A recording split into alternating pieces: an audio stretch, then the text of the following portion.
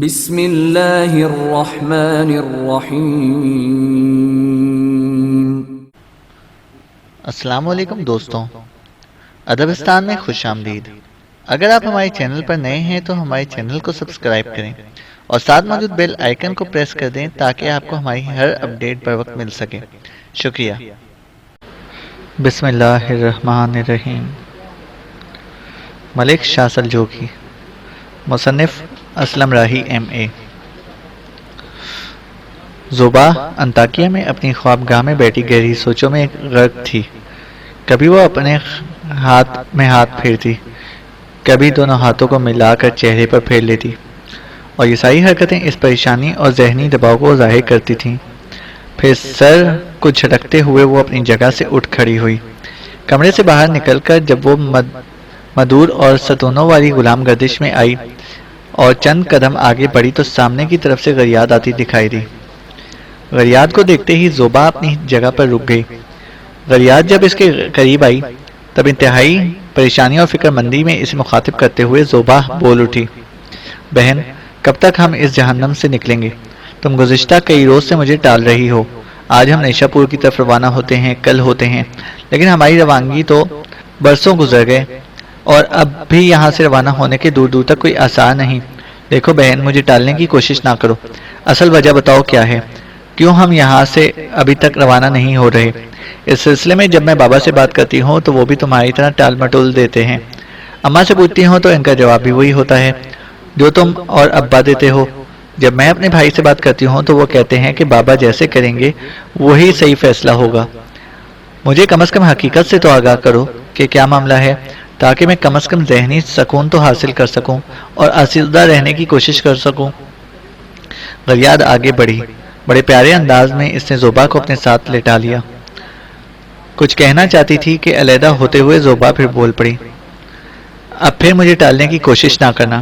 اگر امیر ارسلان ہمارے نیشا پور جانے اور ان کی حویلی میں قیام کرنے پر رضامند نہیں تب بھی مجھے بتا دو۔ اگر وہ ایسا نہیں چاہتے تب بھی نیشا پور ضرور جاؤں گی۔ اگر میں زیادہ دن انطاکیہ میں رہی تو یاد رکھنا میں پرسکون نہ رہ سکوں گی۔ اگر امیر ارسلان ہمارے ساتھ کوئی رابطہ، کوئی تعلق اور کوئی رشتہ قائم نہیں کرنا چاہتے تب بھی نیشا پور میں رہتے ہوئے اور انہیں دیکھتے ہوئے میں آسانی سے زندگی کے باقی دن گزار سکتی ہوں۔ اگر نیشا پور جانے میں امیر ارسلان کے علاوہ کوئی اور وجہ اس کا بھی کم از کم مجھ پر اظہار تو کرو، تاکہ مجھے پتہ تو چلے کہ ہم نے اگلا قدم کیا اٹھانا ہے۔ زوبا جب بولی تو غریاد نے اس کے گال پر ہلکا سا چپت لگایا، پھر اسی کا اور اس کو اس کے کمرے کی طرف کھینچتے ہوئے بولی، بولے ہی جاؤ گی یا مجھے بھی موقع دو گی کہ میں کچھ بولوں؟ زوبا چپ رہی۔ گھسٹنے کے انداز میں غریاد اسے اس کی خوابگاہ میں لے آئی۔ دونوں جب نشستوں پر بیٹھ گئیں تب غریاد نے اسے مخاطب کیا، تم نے دیکھا میں غلام گردش تمہاری طرف ہی آ رہی تھی۔ میں یہ بتانا تھا کہ جن لوگوں کے ہمراہ ہم نے روانہ ہونا ہے وہ یہاں پہنچ چکے ہیں، تھوڑی دیر تک ہم یہاں سے کوچ کریں گے۔ زوبا نے بڑی فکر مندی میں غریاد کو مخاطب کیا، کن لوگوں کے ساتھ ہم نے روانہ ہونا ہے؟ کون لوگ یہاں پہنچ گئے ہیں جن کے ساتھ ہم نے کوچ کرنا ہے؟ تفصیل تو بتاؤ۔ غریاد مسکرائی، پھر بڑے پیارے انداز میں زوبا کا سر اپنے شانے پر رکھتے ہوئے کہنے لگی، تم ابھی بچی ہو، حالات کو پوری طرح نہیں سمجھ سکتی ہو۔ بس تم یہ ارادہ رکھو کہ میں، تم اور بابا اور ماں فی الفور یہاں سے نیشا پور کی طرف روانہ ہو جائیں گے۔ ایسا ہی قطعی ممکن نہ تھا۔ دیکھو، تمہارے باپ نے امر موسیٰ کو تمہارے پیچھے لگایا ہوا تھا۔ امر موسیٰ دنیا کا مانا ہوا دہشت گرد ہے۔ اگر ہم تینوں تمہیں ساتھ لے کر یہاں سے نیشا پور کی طرف روانہ ہوتے تو یاد رکھنا امر موسیٰ کے آدمی جو ادھر ادھر پھیلے ہوئے ہیں وہ ہماری روانگی کی اطلاع امر موسیٰ کو کر دیں گے، اور امر موسیٰ کبھی یہ پسند نہیں کرے گا کہ تم انطاکیہ سے محفوظ جگہ یعنی مسلمانوں کے پاس نیشا پور پہنچ جاؤ۔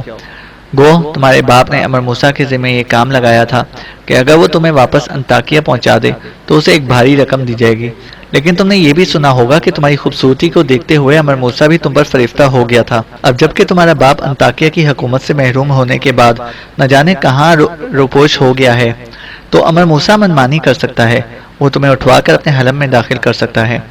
اس کے فدائی، اس کے کارندے جگہ جگہ پھیلے ہوئے ہیں، اور کوہستان قزوین کے اندر اس کا ایک مضبوط قلعہ نما گڑھ ہے جسے اس نے اپنی تخریب کاریوں کا گڑھ بنا رکھا ہے۔ امر موسیٰ کے علاوہ تمہیں اپنے باپ سے بھی خطرہ ہے کہ کہیں وہ جو روپوش ہو چکا ہے، اس کے ساتھ اس کے محافظ دستے بھی ہیں، وہ کہیں مناسب جگہ ہے ہو سکتا ہے اسے بھی خبر ہو جائے کہ تم انطاکیہ سے نیشا پور کی طرف جا رہی ہو، اور وہ بھی اپنے آدمی تمہارے پیچھے لگا کر حاصل کرنے کی کوشش کرے۔ یہ دو بڑے اندیشے ہیں جنہیں نگاہوں میں رکھنا چاہیے تھا، اور اب تو میرے بابا اور ماں کے خیال میں ایک تیسرا اندیشہ بھی ہے، اور وہ یہ کہ سلطان ملک شاہ سلجوقی کے سالار ارتک نے تمہارا رشتہ مانگا تھا، تم نے انکار کر دیا تھا، وہ بھی تم پر فریفتہ ہوا تھا۔ اگر وہ سلطان کے لشکر میں شامل ہوتا تو وہ خطرناک نہ تھا، سلطان خود یا امیر ارسلان اسے نبٹ سکتے تھے، لیکن وہ باغی ہو کر شام کی حکومت کی طرف چلا گیا ہے، اور شام کے حکمران تاج الدولہ نے اسے بیت المقدس کا والی بنا رکھا ہے۔ اس کی طرف سے بھی تمہیں خطرہ ہے، وہ بھی تمہیں حاصل کرنے کے لیے کوئی بھی انتہائی قدم اٹھا سکتا ہے۔ لہٰذا یہ جو تمہیں ٹالا گیا ہے کہ ہم آج کل نیشا پور کی طرف روانہ ہونے والے ہیں، تو یہ سب کچھ تمہاری حفاظت، تمہارے تحفظ کی خاطر کیا گیا ہے۔ دراصل معاملہ یہ ہے کہ بھائی لیوکس نے اپنے کچھ جاننے والے قاصد سلطان کی طرف روانہ کیے تھے، اور انہیں صورتحال سے آگاہ کیا تھا کہ میں، تم اور ماں اور بابا انطاکیہ میں قیام نہیں کرنا چاہتے، واپس نیشا پور کی اسی حویلی میں رہنا چاہتے ہیں۔ ساتھ ہی بھائی کے کہنے پر جو لوگ یہاں سے گئے تھے، انہوں نے سلطان پر اس بات کا بھی انکشاف کر دیا ہوا ہے کہ تم امیر ارسلان کو پسند کرتی ہو اور اس کی زندگی کا ساتھی بننا چاہتی ہو۔ لیوکس نے سلطان سے یہ بھی گزارش کی تھی کہ انطاکیہ سے زوبا کا نکلنا کچھ قوتوں کی وجہ سے خطرناک بھی ہو سکتا ہے، اور ان قوتوں کا نام بھی سلطان کے سامنے پیش کر دیا گیا ہے۔ سلطان سے گزارش کی گئی ہے کہ کچھ دستے روانہ کیے جائیں جو ہم چاروں کو انطاکیہ سے بحفاظت نیشا پور کی طرف پہنچا دیں۔ اب سلطان کی طرف سے کچھ مسلح دستے پہنچ چکے ہیں، وہ اس وقت حویلی کے باہر کھڑے ہیں، ان کے ساتھ ان کا ایک سرخیل بھی ہے۔ سلطان کی طرف سے وہ یہ پیغام لے کر آئے ہیں کہ ہم چاروں نیشا پور نہ جائیں بلکہ سلطان کے لشکر کا رخ کریں۔ اب محافظ دستے آئے ہیں، وہ ہم چاروں کو اپنے سلطان کے لشکر میں لے کر جائیں گے۔ سلطان جب اپنی مہمات سے فارغ ہوں گے تب ان کے ساتھ ہم بحفاظت نیشا پور جائیں گے۔ میں نے تمہارا سارا سامان تیار کر دیا ہے، اب تم اپنی ذاتی تیاری کر لو، جو یہاں سے لینی ہے لے لو، اور اس کے بعد تھوڑی دیر تک ہم یہاں سے کوچ کریں گے۔ غریات کی اس گفتگو سے زوبا کی حالت خوشیوں کی رمجھم برستی بوندوں جیسی ہو گئی تھی۔ لگتا تھا نیند نما زندگی اور محبت کے سپنوں سے نکل کر اسے اچانک امرت کے خزانے مل گئے ہوں۔ اس گفتگو نے اس کا چہرہ گلگون مہگوں عارض گلاب بنا کے رکھ دیے تھے۔ اس کی آنکھوں میں پیاسے سرابوں کی جگہ خوشی اور طمانینت کی تلاطم خیزیاں دیکھی جا سکتی تھیں۔ ایک دم وہ لپکی، غریات کو اس نے اپنے ساتھ لپٹا لیا، کئی بار اس کی پیشانی، اس کے سر کو چوما، پھر علیحدہ ہوئی اور وفور جذبات میں اسے مخاطب کر کے کہنے لگی، میری بہن، تو نے میری دوریوں کی منزلوں کو فوز مندی کی سحر میں تبدیل کر دیا ہے، تو نے میرے سارے دکھ درد دھو کے رکھ دیے ہیں۔ یہ بتاؤ، جو مسلح دستے ہمیں لینے کے لیے آئے ہیں، کیا وہ اجنبیوں کی طرح کسر کے باہر کھڑے رہیں گے؟ اس پر زوبا کے گال پر ہلکی سی چپت لگاتے ہوئے غریات کہنے لگی، ایسی کوئی بات نہیں، جس وقت وہ آئے تھے تم سو رہی تھی، بابا اور بھائی نے جا کے اس کا استقبال کیا، ان کے کھانے کا عمدہ انتظام کیا، ان کے گھوڑوں کے دانے چارے کا انتظام کیا جا چکا ہے۔ وہ رات کے پچھلے حصے میں یہاں پہنچ چکے تھے اور اب وہ کوچ کرنے کے لیے تیار ہیں۔ وہ مزید یہاں رکنا نہیں چاہتے، اس لیے اپنی تیاری کی حالت میں وہ محافظ دستے کسر کے باہر کھڑے ہیں۔ اب تم اٹھو، جلدی جلدی اپنی تیاری کرو اور یہاں سے کوچ کریں۔ ایک خوشیوں سے بھرپور جست کے ساتھ زوبا اپنی جگہ پر اٹھ کھڑی ہوئی، جلدی جلدی اپنی تیاری کی، سارا سامان سمیٹا، پھر لیوکس، اخیموت، سفینہ، غریات اور زوبا کو لے کر قلعے سے باہر نکلا۔ اس جگہ آیا جہاں سلطان کی طرف سے آنے والے محافظ دستے کھڑے تھے۔ وہاں پہلے سے ان چاروں کے لیے گھوڑے تیار تھے۔ چاروں اپنے گھوڑوں پر سوار ہوئے، لیوکس نے ان کو الوداع کہا، پھر وہ محافظ دستے ان کو اپنی حفاظت میں لے کر وہاں سے کوچ کر گئے۔ اراحہ کو فتح کرنے کے بعد سلطان نے اپنے لشکر کے ساتھ قلعہ جابر کا رخ کیا۔ جابر کا حکمران بنو کیشا کا ایک نابینا شخص جعفر تھا۔ وہ انتہائی شریر طبع اور بے رحم انسان تھا۔ اس کے 2 بیٹے تھے جو اپنے باپ سے بھی بڑھ کر بد باطن ہونے کے ساتھ ساتھ راہزنی کے پیشے کو اپنائے ہوئے تھے۔ دن رات مسافروں کو لوٹنا ان کا کارد پسند تھا۔ اس کے علاوہ بیشتر وہ قلعہ جابر کے نواح بستیوں اور قصبوں پر حملہ آور ہوتے رہتے تھے اور لوگوں کو لوٹ کر مال و دولت جابر نام کے اس قلعے میں جمع کرتے رہتے تھے۔ یوں جعفر، اس کے دونوں بیٹوں سالاروں نے آس پاس کے مسلمان علاقوں کے ناک میں دم کر رکھا تھا۔ یہ ساری کارروائیاں جعفر اس لیے کرتا تھا کہ وہ جابر کے نام سے اپنے قلعے کو ناقابل تسخیر خیال کرتا تھا۔ قلعے کی 2 فضیلیں تھیں، ایک اندر دوسری باہر، دونوں بڑے بڑے مضبوط پتھروں سے بنی ہوئی تھیں اور عام فصیلوں سے کافی اونچی بھی تھیں۔ اور پھر نابینا جابر اور اس کے بیٹے اور سالار جنگ کا وسیع تجربہ رکھتے تھے۔ فصیلوں کے اوپر انہوں نے جگہ جگہ بڑے بڑے مضبوط اور مستحکم بڑے بڑے پتھروں کے برج رکھے تھے۔ ان برجوں کے اندر ہمہ وقت محافظ مستعد رہتے تھے۔ احتیاط کے طور پر ان فصیلوں کے اوپر حملہ آوروں کا مقابلہ کرنے کے لیے پتھروں کے ڈھیر لگے رہتے تھے۔ ساتھ ہی فصیلوں کے اوپر پانی گرم کرنے اور حملہ آوروں پر آگ کے انگارے پھینکنے کا بھی اہتمام کر رکھا تھا۔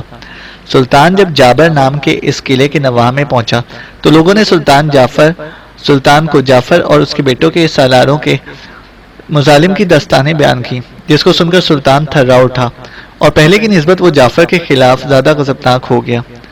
قلعے کے باہر ایک سمت سلطان نے اپنے لشکر کو پڑاؤ کرنے کا حکم دیا۔ سلطان کے ساتھ چھکڑوں میں پیوست وہ برج بھی لے کر آیا تھا جن کے ذریعے وہ الرہا شہر کی فصیلوں پر اپنے لشکریوں کو چڑھا کر اپنی فتح کو یقینی بنایا تھا۔ ایک رات لشکریوں کو مکمل طور پر آرام کرنے کا موقع فراہم کیا گیا۔ لشکر کا ایک حصہ تاہم مستعد رکھا گیا تاکہ قلعے سے نکل کر کوئی شب خون مارنے میں کامیاب نہ ہو سکے۔ اگلے روز مغرب کی نماز کے بعد سارے سالاروں کو سلطان نے اپنے خیمے میں طلب کیا۔ سارے سالار وہاں آ گئے۔ تب انہیں مخاطب کرتے ہوئے سلطان نے کہنا شروع کیا، رفیقان من، یہاں آتے ہی گزشتہ شب میں نے کچھ مخبروں کے ذمہ یہ کام لگایا تھا کہ وہ قلعہ جابر کے استحکام کا جائزہ لیں۔ جو کچھ انہوں نے مجھے بتایا ہے اس کے مطابق صورتحال یہ ہے کہ جابر کی 2 فصیلیں ہیں۔ دونوں کے درمیان اتنا فاصلہ ہے کہ ایک فصیل سے پھلانگ کر دوسری تک نہیں جایا جا سکتا، اور کئی جگہوں پر مضبوط و مستحکم پل دونوں فصیلوں کو ملایا گیا ہے تاکہ قلعے کی حفاظت کرنے والے لشکری ضرورت کے تحت ایک فصیل سے دوسری طرف حرکت کر سکیں۔ مجھ پر یہ بھی انکشاف کیا گیا ہے کہ دونوں فصیلیں خاصی چوڑی ہیں، اتنی چوڑی کہ ان پر 2 گھوڑوں کا چھکڑا دوڑ سکتا ہے۔ دونوں فصیلوں پر مستحکم اور انتہائی مضبوط کے برج بنے ہوئے ہیں۔ ان کے اندر رہتے ہوئے بہترین انداز میں محافظ شہر کی حفاظت کا انتظام کر سکتے ہیں۔ میرے عزیزوں، ایک بات یاد رکھنا، میں سمجھتا ہوں کہ الرہا کی نسبت ہمیں یہاں زیادہ سخت اور تکلیف دہ مزاحمت کا سامنا کرنا پڑے گا۔ الرہا کی ایک ہی فصیل تھی، اس پر چھکڑوں میں بنائے گئے برجوں کے ذریعے چڑھنے کے بعد شہر کو فتح کر لیا گیا، لیکن یہاں صورتحال مختلف ہے۔ یہاں ایک فصیل پر قبضہ کرنے کے بعد دوسرے کی طرف جانا ہوگا۔ اس طرح 2 جگہوں پر انتہائی سخت اور کڑی مزاحمت کا سامنا کرنا پڑے گا۔ بہرحال حالات کچھ بھی ہوں، آج عشاء کی نماز کے بعد ہم اپنے کام کی ابتدا کریں گے۔ جو برج ہم نے الرہا کی تسخیر کے لیے استعمال کیے تھے وہ یہاں بھی حرکت میں لائیں گے۔ فصیل کے قریب لے جا کر وہی لائحہ عمل اپنائیں گے جو ہم نے الرہا میں اپنایا تھا۔ اس میں تبدیلی یہ کرنا چاہتا ہوں کہ الرہا میں فصیل کے اوپر قیم الدولہ، ارسلان اور برسک چڑھے تھے، لیکن یہاں میں چاہوں گا کہ بدران بھی ان کا ساتھ دے۔ چاروں اپنے اپنے حصے کے لشکر کو لے کر چھکڑوں کے برجوں کے ذریعے فصیل پر چڑھ جائیں۔ قیم الدولہ اور برسک فصیل کے دائیں جانب کا رخ کریں، ارسلان اور بدران بائیں جانب۔ اس طرح میرے خیال میں 2 سالاروں کے ساتھ جو ان کے لشکر ہوں گے تو ہمیں فصیل کے اوپر مزاحمت کم کرنا پڑے گی۔ اگر دوسری فصیل کی طرف سے بھی محافظ ان کی طرف بڑھتے ہیں تو یہ بآسانی اپنا دفاع کرنے کے ساتھ ساتھ ان کو پیچھے دھکیلنے میں کامیاب ہو جائیں گے۔ میں اپنے حصے کے لشکر کے ساتھ شہر پناہ کے سامنے رہوں گا۔ قیم الدولہ، ارسلان، بدران اور برسک، تم چاروں کی زیادہ سے زیادہ کوشش یہ ہونی چاہیے کہ شہر کی فصیل کے اوپر مزاحمت کم رہے۔ جب تم دیکھو کہ تم لوگوں نے کس قدر قلعہ کے محافظوں کا زور توڑ دیا ہے، تب ایک کام کو اپنی نگاہ میں رکھنا۔ شہر کی جو بیرونی فصیل ہے اس کا دروازہ ارسلان اور بدران کھولنے کی کوشش کریں گے۔ دوسری فصیل کی طرف جانے کے لیے جو پل بنے ہوئے ہیں ان کے ذریعے قیم الدولہ اور برسک کو اندرونی فصیل کا رخ کرنا ہوگا اور محافظوں کو پیچھے دھکیلتے ہوئے دوسری فصیل کا دروازہ بھی کھولنا ہوگا۔ میں پہلے ہی کہہ چکا ہوں کہ یہاں ہمیں مزاحمت زیادہ کرنی پڑے گی۔ ایک فصیل کا دروازہ کھولنا آسان ہے، لیکن یہاں 2 فصیلیں ہیں۔ بیک وقت دونوں کے دروازے کھول کر شہر میں داخل ہونا کوئی آسان کام نہیں۔ بہرحال چونکہ یہ کام ہم نے کرنا ہے لہذا اسے کر کے رہنا ہے۔ اس سلسلے میں کسی کو شک و شبہ ہو تو کہے۔ سلطان ملک شاہ سلجوقی کی اس گفتگو کے جواب میں سارے سالار خاموش رہے، جس کا مطلب سلطان نے یہ اخذ کیا کہ سب اس کی تجویز سے اتفاق کر رہے ہیں۔ اس پر خوشی کا اظہار کرتے ہوئے سلطان کہنے لگا، میرے عزیزو، اگر تم لوگوں نے چپ اختیار کرتے ہوئے میری تجویز سے اتفاق کیا ہے تو پھر اٹھو، خود بھی کھانا کھاؤ اور لشکریوں کے کھانے کا بھی اہتمام کرو۔ اس کے بعد عشاء کی نماز ادا کرنے کے بعد ہم اپنے کام کی ابتدا کریں گے۔ اس کے ساتھ ہی سلطان اپنے سالاروں کے ساتھ خیمے سے نکل گیا۔ مقررہ وقت پر ان چھکڑوں کو حرکت میں لایا گیا جن کے اندر برج نصب تھے۔ یہی وہ برج تھے جنہیں استعمال کرتے ہوئے الرہا شہر کو فتح کیا گیا تھا۔ فرق صرف یہ تھا کہ الرہا شہر کی فصیل قدرے نیچے تھی اور برج اس سے بلند کیے ہوئے تھے، لہٰذا یہاں معاملہ دوسرا تھا۔ یہاں فصیل اونچی تھی اور برج اس سے قدرے نیچے رہ رہے تھے۔ تاہم سارے برجوں کو جب فصیل کے قریب لایا گیا اور برجوں کے اندر جو سیڑھیاں تھیں ان کے ذریعے جب کیم الدولہ، ارسلان، بدران اور برسک نے اپنے لشکریوں کے ساتھ حرکت میں آتے ہوئے فصیل پر چڑھنے کی کوشش کی تو ایک حیرت انگیز انقلاب رونما ہوا۔ فصیل کے برجوں کے اندر سے اچانک فصیل کے محافظ نکلے۔ ان کے نکلنے کا انداز بھی بڑا عجیب و غریب تھا اور خوب تھا۔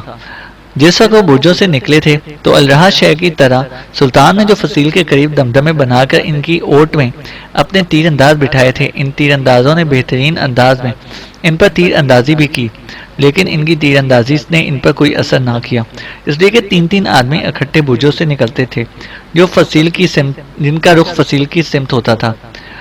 اس نے اپنے آپ کو اس قدر لمبی آہنی ڈھال کی اوٹ میں لے رکھا ہوتا تھا کہ سلطان کے لشکریوں کی طرف سے برسائے جانے والے تیر ان ڈھالوں سے ٹکرا کر بے اثر ہو جاتے تھے، اور جس شخص نے ڈھال پکڑی ہوتی تھی اس کی اوٹ میں دو مزید آدمی برجوں سے نکلتے تھے۔ ان میں سے ایک کے پاس فوراً آگ پکڑنے والا تیل ہوتا تھا، دوسرے کے پاس جلتے ہوئے انگارے تھے، اور ایسے لوگوں نے بار بار برجوں سے نکل کر مسلمانوں کے چھکڑوں پر بنائے ہوئے برجوں پر فی الفور آگ پکڑنے والا تیل اور انگارے پھینکنے شروع کر دیے، جس کا نتیجہ یہ نکلا کہ ان سارے برجوں کو آگ لگ گئی جو چھکڑوں پر بنائے گئے تھے، اور جو تیر اندازی مسلمانوں کی طرف سے کی گئی تھی اس تیر اندازی کا بھی کوئی خاص اثر فصیل کے محافظوں پر نہ ہوا اور وہ محفوظ رہے۔ یہ صورتحال دیکھتے ہوئے کیم الدولہ، ارسلان، بدران اور برسک اپنے لشکریوں کو لے کر پیچھے ہٹ گئے۔ اس موقع پر مسلمانوں کے لشکر کا تھوڑا بہت نقصان بھی ہوا۔ مسلمانوں کے لیے یہ صورتحال بڑی نئی اور انوکھی تھی۔ جو ہی لشکر پیچھے ہٹا سلطان نے ایک بار پھر اپنے سالاروں کو ایک جگہ جمع کیا۔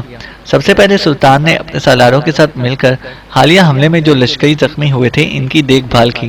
پھر سارے سالاروں کو مخاطب کرتے ہوئے سلطان نے کسی قدر دکھ بھرے انداز میں کہنا شروع کیا، میرے جانثارو، لگتا ہے الرہا سے خبریں یہاں قلعہ جابر پہنچ چکی ہیں اور جابر کے حکمران جعفر نے ہمارا مقابلہ کرنے کے لیے اپنی تیاریاں عروج پر رکھی ہیں۔ شاید الرہا سے یہ خبر ہو گئی تھی کہ ہم نے چھکڑوں کے اندر برج بنا کر الرہا کو فتح کیا ہے، لہذا اسے برجوں کا مقابلہ کرنے کا اہتمام کر لیا۔ کوئی بات نہیں، ہمارے برج جل گئے ہیں، چھکڑے خراب ہو گئے ہیں، وقتی طور پر ہمیں فصیل سے پیچھے ہٹنا پڑا ہے، لیکن اس قلعے میں بنو کیشر کے اس جعفر کے دن اب زیادہ نہیں رہیں گے۔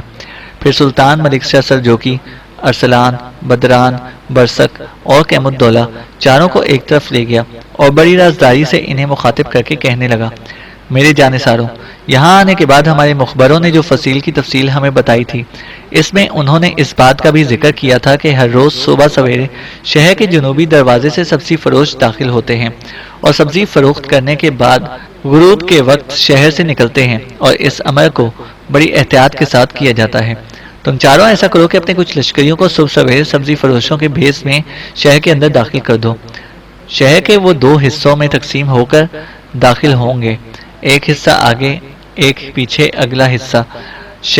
جب شہر پناہ کے اندرونی حصے کے دروازے پر جائے تو شہر کے دروازے کے محافظوں پر حملہ آور ہو جائے، دوسرا حصہ جو قدرے پیچھے رہے وہ بیرونی دروازے کے محافظوں پر حملہ آور ہو۔ اگر وہ مل کر دونوں دروازوں کے محافظوں کا کام تمام کر دیں تو اس موقع پر ہم لشکر کے ایک حصے کو جنوب میں قریب ہی رکھیں گے، لشکر کا ایک حصہ لپک کر دونوں دروازوں پر قبضہ کر لے گا۔ جب ایسا ہوگا تو باقی لشکر بھی اس کی طرف امٹ پڑے گا اور شہر میں داخل ہونے کی کوشش کرے گا۔ سلطان رکا، کچھ سوچا، پھر دوبارہ وہ کہہ رہا تھا، میرے عزیزو، یہ ایک انتہائی خطرناک کھیل ہے، لیکن خطرہ مول لیے بغیر قلعے اور شہر کو فتح بھی نہیں کیا جا سکتا۔ قلعے کا حکمران جعفر قلعے کی مضبوطی اور اس کے استحکام ہی کی وجہ سے بدرہ ہوا ہے، طرح طرح کے مظالم کرتا ہے۔ اسے اپنے جی میں ٹھان رکھی ہی تھی کہ وہ کیسی بھی بدفعلیاں کرتا رہے، کوئی بھی اس پر حملہ آور ہو کر اس کے قلعے پر قبضہ نہیں کر سکتا اور ہم نے اس کے سارے ظن و گمان اور اس کے سارے ارادوں کو ناکام بنانا ہے۔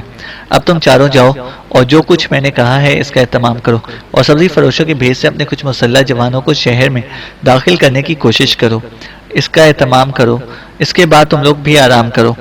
اس کے ساتھ ہی سلطان وہاں سے ہٹا اور اپنے خیمے کی طرف چلا گیا۔ دوسرے روز سلطان ملک شاہ سلجوقی بدران برسک اور دیگر سالاروں کے ساتھ کھانا کھا کر فارغ ہوا ہی تھا کہ ان کے مخبروں میں سے ایک جو شہر کے ارد گرد منڈلا رہا تھا سلطان کی خدمت میں حاضر ہوا۔ اس موقع پر صرف بدران اور برسک سلطان کے پاس تھے۔ لشکر کے ایک حصے کے ساتھ کیم الدولہ اور ارسلان شہر پناہ کے جنوبی دروازے کی طرف گئے ہوئے تھے، اس غرض کے تحت کہ جو ہی سبزی فروشوں کے بھیس سے داخل ہونے والے ان کے لشکری شہر پناہ کے دونوں دروازوں پر ہلچل برپا کر کے شہر پناہ کے دونوں دروازے کھولیں، وہ فوراً حملہ آور ہو کر کامیابی حاصل کرنے کی کوشش کریں۔ بہرحال وہ مخبر جب سلطان کے سامنے آیا تو سلطان کے پوچھنے سے پہلے ہی بول پڑا، سلطان محترم، آج صبح ہی صبح جو ہمارے لشکری سبزی فروشوں کے بھیس میں شہر کے جنوبی دروازے سے داخل ہوئے تھے، اندر داخل ہوتے ہی ان کو گرفتار کر لیا گیا اور پوچھ گچھ کے بعد ان سب کو موت کے گھاٹ اتار دیا گیا۔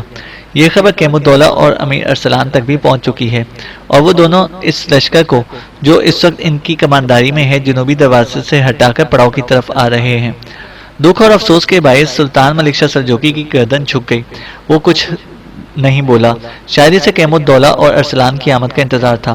تھوڑی دیر بعد وہ اپنے لشکر کو لے کر خیمہ گاہ میں داخل ہوئے۔ جب وہ سلطان کے قریب آئے تب سلطان نے اس موضوع پر ان سے گفتگو نہیں کی بلکہ بڑی ہمدردی اور بڑی شفقت میں ان کو مخاطب کر کے کہنے لگا، پہلے دونوں مل کر کھانا کھاؤ، پھر بدران اور برسک کو لے کر میرے خیمے میں آؤ۔ اس کے ساتھ ہی سلطان اپنے خیمے کی طرف چلا گیا۔